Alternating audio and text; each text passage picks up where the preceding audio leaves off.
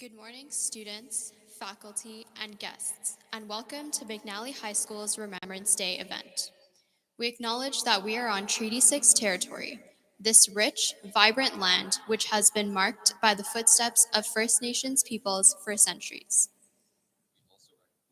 Thousands of Indigenous peoples that have served in the Canadian military. Many gave their lives to Canada's efforts in Second World Wars, as well as the Korean War. We will remember them. First Nations people continue to serve our country to this day, and we extend our gratitude for their service. There will be a variety of presentations and performances, and we ask that you do not clap out of respect for all our fallen soldiers. Please stand for the singing of O Canada.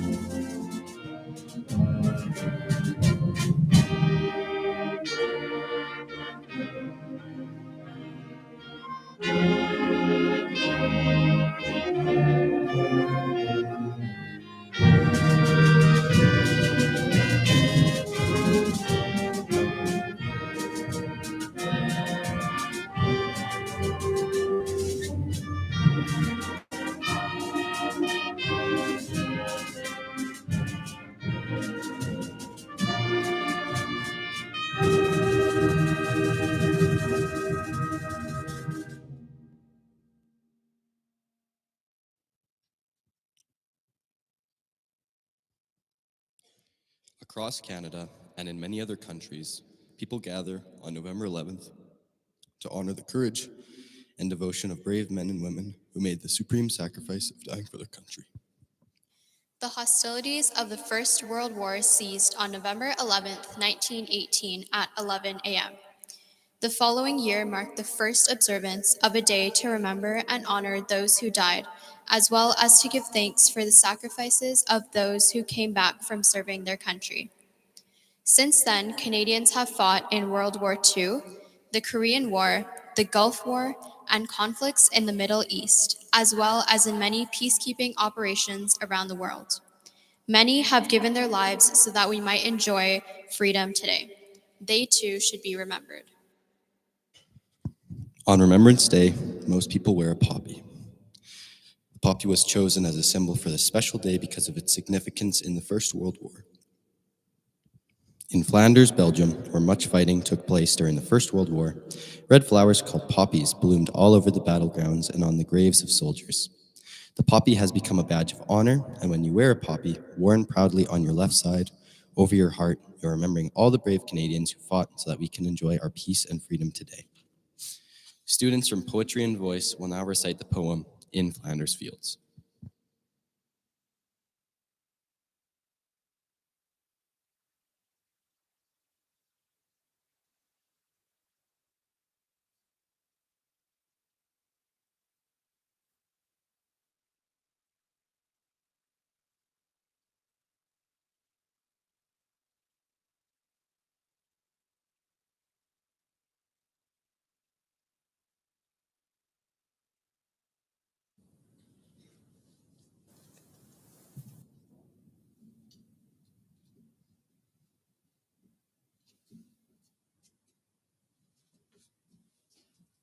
In Flanders Fields by John McCrae.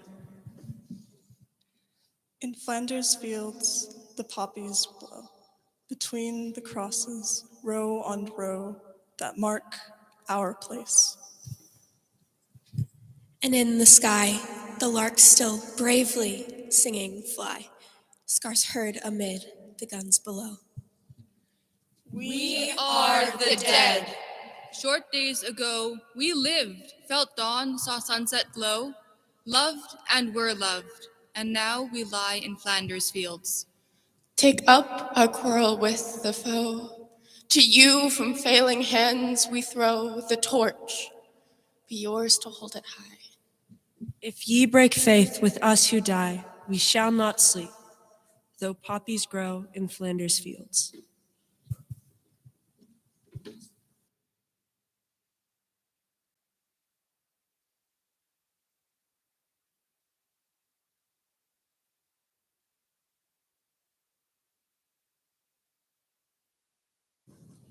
Remembrance Day is not only a time to reflect on the horrors of war and the sacrifices of the many involved in fighting for freedom, but also an opportunity to strive for a better and more peaceful future.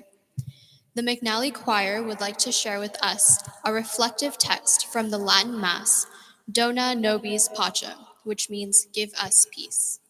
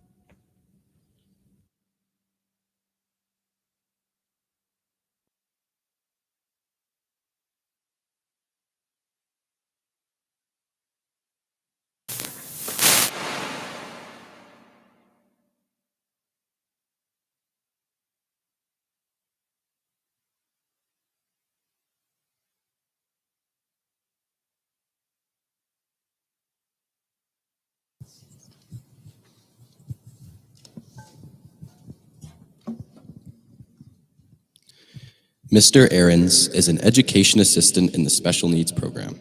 After he graduated from McNally, he joined the Canadian military in 1991. He was with the 3rd Battalion, Princess Patricia Light Infantry. While in the military, he did 2 tours in the former Yugoslavia. He is here to tell us about his service and how it informs him about how important democracy is.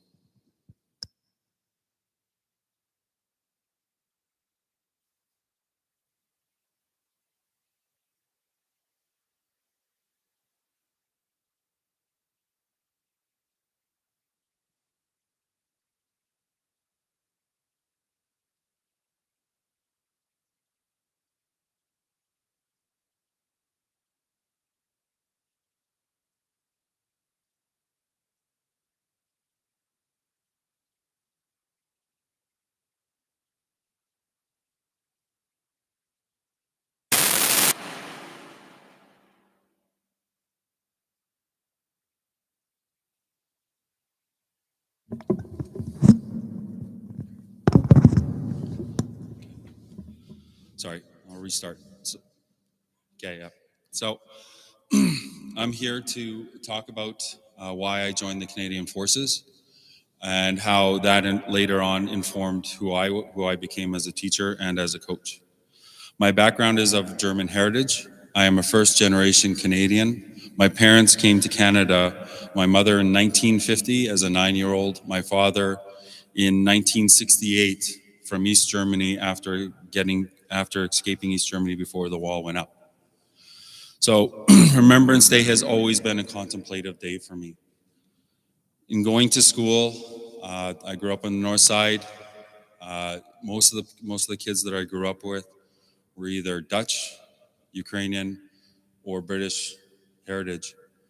So when we would talk about what Remembrance Day and what our grandparents did on Remembrance Day, it was a little bit of a touchy issue for me.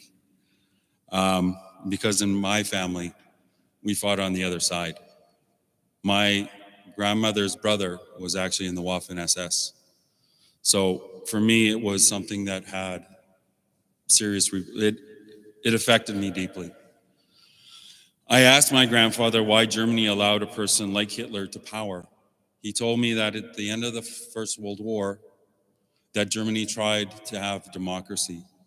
But because the democracy could not come together, fear ruled the streets. There were gangs running around, and through that fear, one man came and was able to take that fear and concentrate it. And he turned it into hate. And he used that hate to unite people.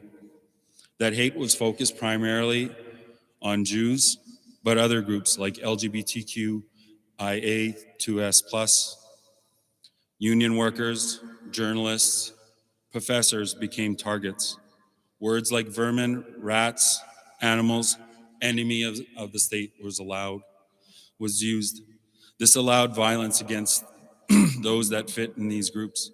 It was okay to intern them and eliminate these groups. It was that focus of hate and that use of taking the fear that allowed a society to allow a man of hate to run it. At the end of the Second World War, my grandfather worked many jobs, and I asked my grandfather why he ended up coming to Canada. My grandfather said it was because of the diversity of thought and experience that people had here. Europe had structures. It was built. It had levels of society that people could not go above when he left. Later, as I grew up, my parents' primary motivation for me when it came to how I should look at people and how I should view people was to treat others as you would want to be treated. That became the cornerstone of who I was. I came to McNally because of the diversity of culture and thought that the school had at that time. The school was a place where we took that diversity and made it a strength of the school.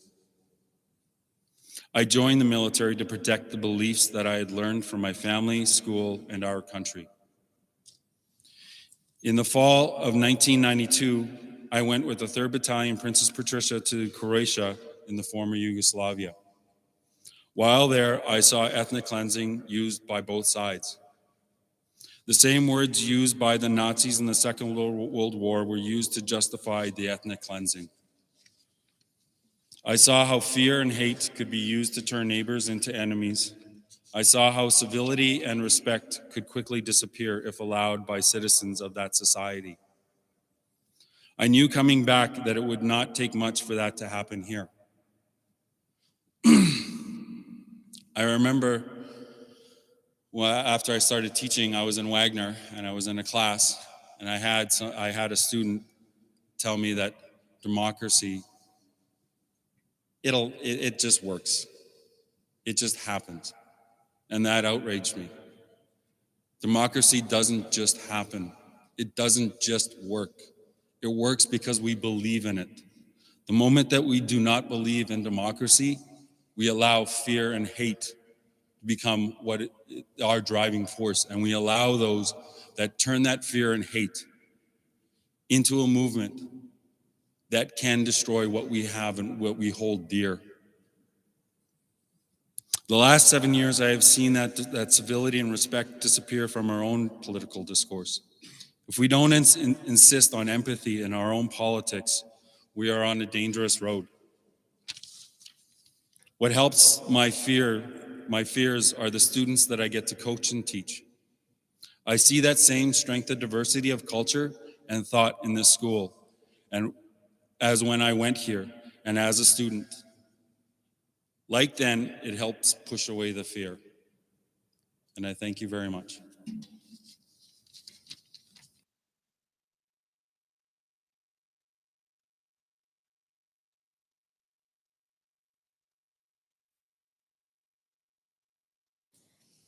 The choir will now sing for us a Jewish folk melody, Ani Ma'amin.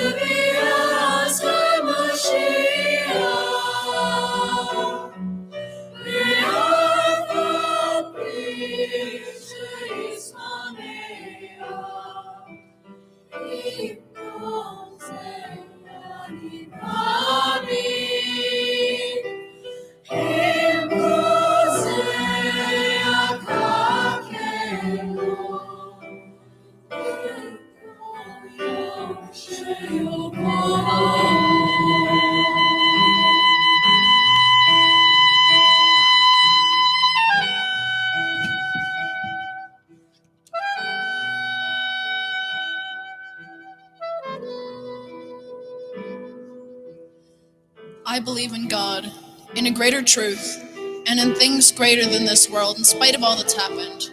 I believe that the Messiah will come, and he will find me waiting. No matter how long he tarries, no matter how long he delays his coming, I will continue to believe. No matter what the future holds, I believe. This is the English translation of the words sung by the Jews as deadly toxins filled their lungs. Left to die in gas chambers during the Holocaust, they sought peace and comfort in the words they sang. This haunting piece is much more than just a song of remembrance and pain. It is a song of reflection on the past and the challenge of how we can change the narrative in the present and beyond. As you continue throughout your day or even week, how will these words affect you? What do you value? What do you believe in? How will you foster peace and acceptance in our community?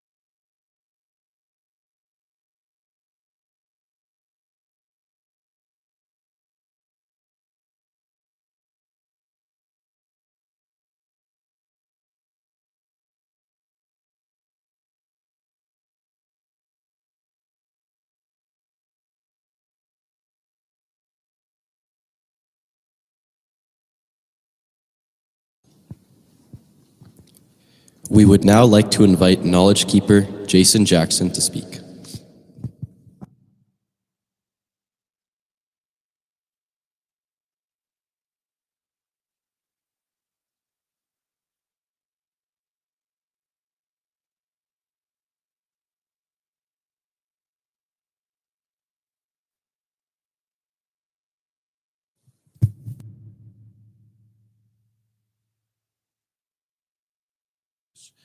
I just want to acknowledge our Creator first of all. Mamuy tawi mau sinumantu. Our Mother Earth and our grandfathers and grandmothers. It's a truly an honor to be standing up here in place of our elder, Philip Campio. And to acknowledge those loved ones that have given themselves in this way is why we're all standing here. I reflect upon our elders who are past as well, and the teachings that we've been left behind. Culturally, spiritually, we're always taught to look at the last 7 generations of our people, of what they had back then and what we have today. And a reflection of the ones that have given their lives in many different ways. I look ahead and what we're truly leaving for the next 7 generations, our children, our grandchildren, our great-grandchildren. And our songs remind us of the beauty of what's back there, what we have today and what we see ahead in time. Our lives are surrounded by the Spirit, life itself. We look upon the people who have crossed over to the spirit world and acknowledge that they are still there.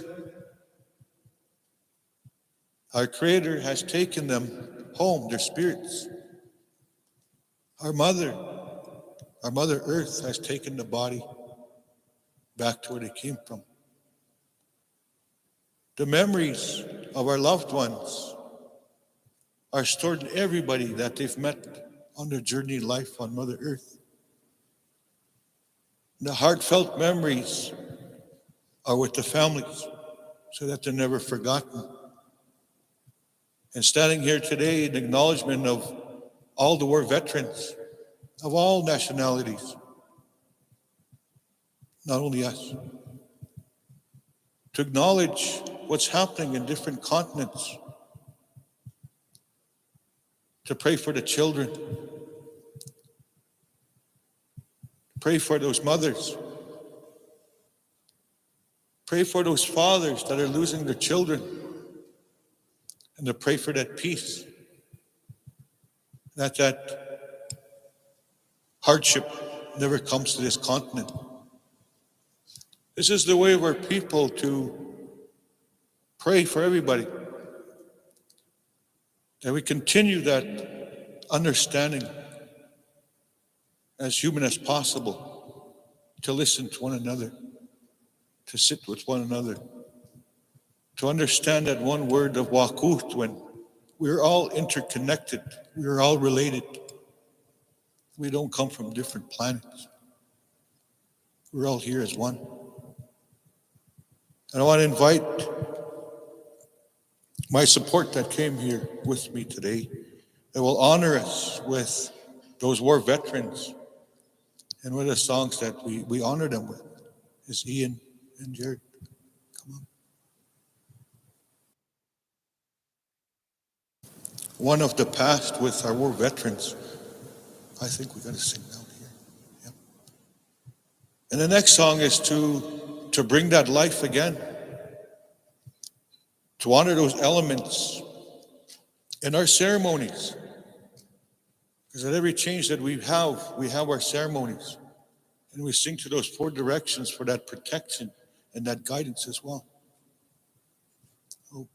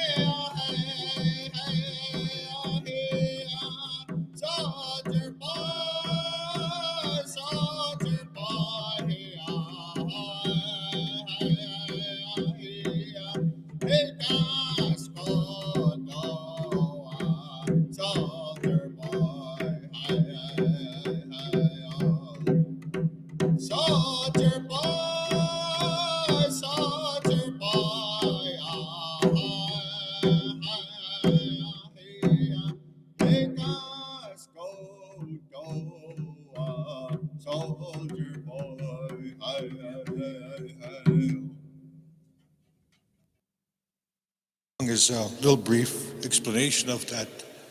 Not to take up much of your time. In the prayers of our people that we pray for everyone today, and the one that's still hurt, they're still enduring that conflict. We pray for them many times in our ceremony, but we use our elements of honoring the sun, the protection of that they get that warmth and that guidance. We pray to the water spirit and the being of the thunderbird to wash away that hurt and that pain, to bring that new growth of life. We pray to the wind to give us that breath of life and to carry that sickness away, and that guidance as well. And to the north, we pray to the buffalo spirit for all humanity and all living beings. And this is the song that we sing at one of our head ceremonies that also represents the signing of our treaties. As long as the sun shines, the water flows, the wind blows, and the green grass grows. And praying for all humanity when we sing this song.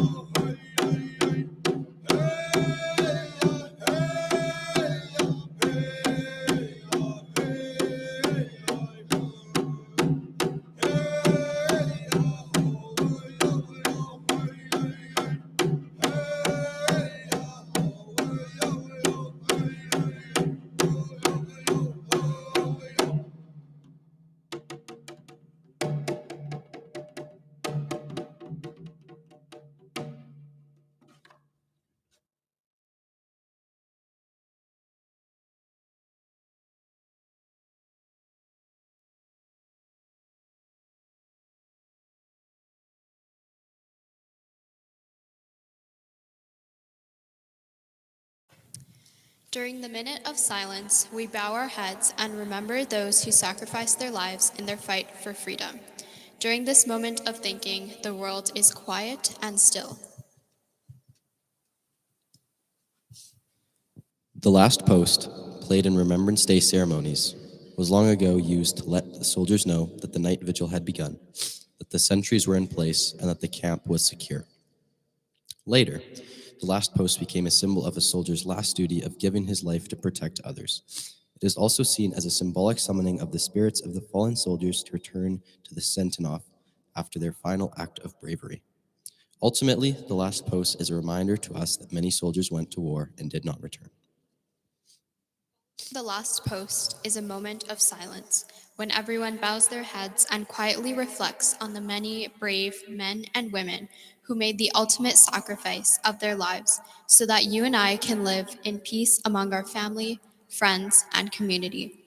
During the moment of silence, there is no talking, only bowed heads and quiet remembrance. Following the moment of silence, a lone bugler begins playing again, but this time it is reveille. Reveille is a joyful piece of music traditionally played in the morning for soldiers to tell them to wake up. During a Remembrance Day service, it is played to signify the spirit of the fallen soldier. Please stand for the last post, a moment of silence, followed by reveille. Knowledge Keeper Jason Jackson, Cadet Jasmine Lang, and Principal Krista Mulger will lay the wreaths.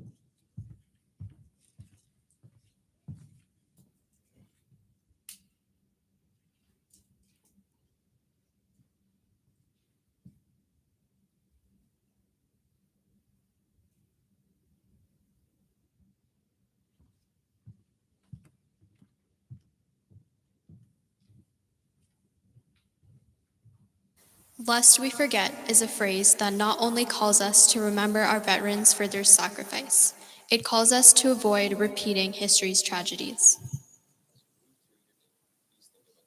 Lives we live as Canadians, and the importance of always finding time to remember those who had the courage to fight for us and the very freedoms we cherish. Remember that Remembrance Day is a time when we offer our gratitude. We also recommit to justice, peace, and understanding in hopes that none will be called to make this sacrifice again. We remember that greatness is found in our hearts and what we do for others. Lest we forget. Thank you for being respectful during our Remembrance Day ceremony. Please take time on Friday, November 11th, to reflect on the sacrifices soldiers have made for us and how fortunate we are to live in a peaceful country.